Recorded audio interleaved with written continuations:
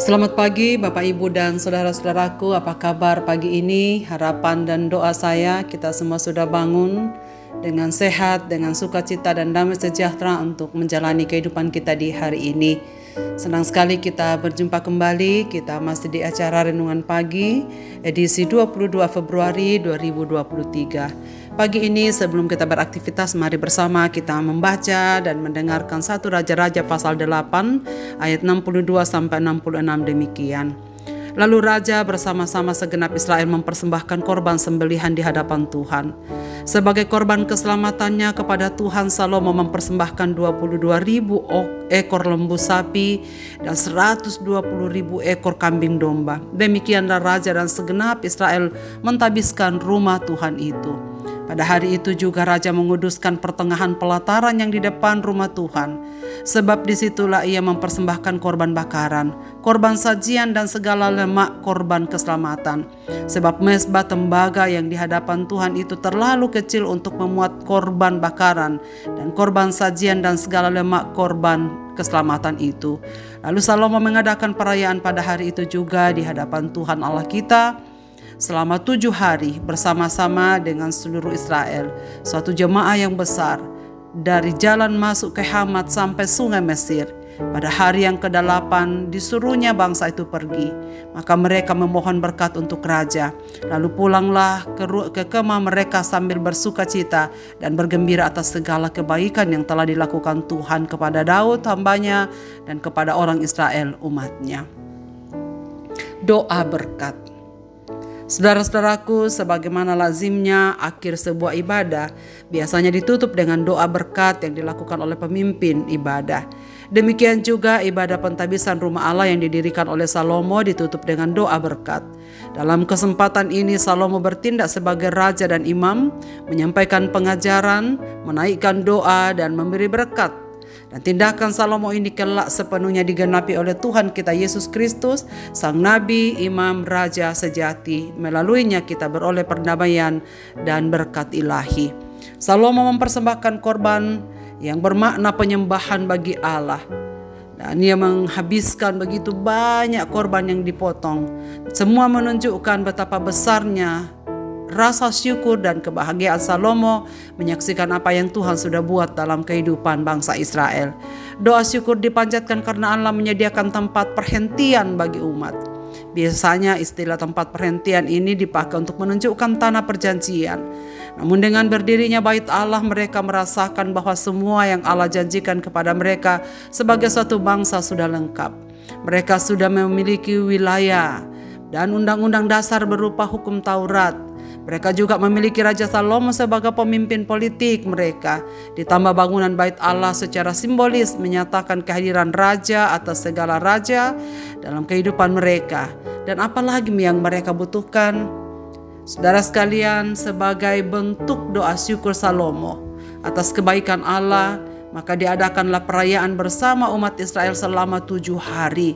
Namun di balik pengucapan syukur ini ada kesadaran bahwa semua anugerah itu tidak menjamin mereka tetap diberkati.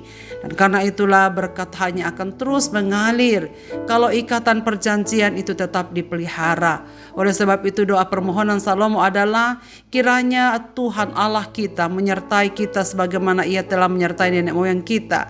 Hendaklah dicondongkannya hati kita kepadanya untuk hidup menurut segala jalan yang ditunjukkannya. Di balik pernyataan permohonan ini ada kesadaran bahwa tanpa anugerah tidak mungkin Israel bertahan setia kepada Allah. Saudara-saudaraku, pada dasarnya manusia rentan dan lemah yang tak akan sanggup setia kepada Tuhan jikalau bukan Allah sendiri yang turut campur tangan memberikan kekuatan kepada umat-umatnya untuk tetap setia kepadanya. Saudara, ada hal yang sangat menarik. Setelah pesta syukur berakhir pada hari ke-8, umat Tuhan mengalami kehadiran Tuhan dalam acara itu dengan begitu baik, dengan begitu megah. Dan itulah sebabnya orang Israel pulang ke rumah mereka dengan hati yang penuh sukacita dan kepuasan batin, menyaksikan semua janji Tuhan tergenapi, dan berkat yang disampaikan Salomo telah menguatkan mereka untuk melanjutkan kehidupan ini. Saudara-saudaraku, apa yang akan kita lakukan jika kita sudah mengalami anugerah Tuhan yang besar? Kiranya kita menjalani hidup dengan semangat baru, sukacita baru dan hidup yang penuh syukur. Acap kali ketika pesta berakhir pula lah sukacita umat yang merayakannya. Acap kali ketika perayaan-perayaan hari besar gerejawi telah usai, berakhir jugalah situasi hati umat yang diliputi dengan sukacita sesuai dengan tema perayaan hari besar gerejawi itu. Pada saat ini saudara sekalian, kita juga sedang mempersiapkan diri kita untuk merayakan Paskah yang sudah diambang pintu tahun 2023 ini. Kita sudah memasuki Minggu Sengsara yang pertama yang kita rayakan, dan kita bersyukur bahwa besok ibadah Rabu Abu akan diselenggarakan. Saudara sekalian, mengapakah kita melakukan semuanya itu? Adakah kita tersentuh setiap kali kita mengingat betapa kasihnya Tuhan pada kita sehingga Ia mau mati di atas Golgota? Dan apa yang harus kita buat? Akhirnya kita semakin bersukacita menjalani kehidupan ini, semakin berseru kepada Tuhan, Tuhan condongkanlah hati kami kepadamu supaya kami senantiasa berjalan di sisimu dalam ketaatan.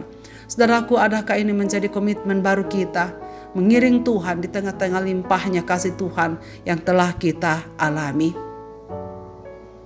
Marilah kita berdoa. Bapa di sorga, pada pagi hari ini kami bersyukur Tuhan memberikan kami nafas hidup yang baru. Pertanda bahwa Tuhan masih ingin kami berkarya di tengah-tengah kehidupan ini. Ya Tuhan, ajarlah kami juga untuk selalu berespon positif terhadap segala peristiwa yang Tuhan buat dalam kehidupan kami. Kami hanya mengaku kepadamu Bapa bahwa semua yang kami nikmati dalam dunia ini karena anugerah-Mu. Dan ajarlah kami supaya kami masuk dalam kehidupan kami dengan semangat baru dan sukacita baru, karena menikmati segala kebaikan-kebaikan Tuhan dan meyakini bahwa Engkau tidak akan pernah meninggalkan kami.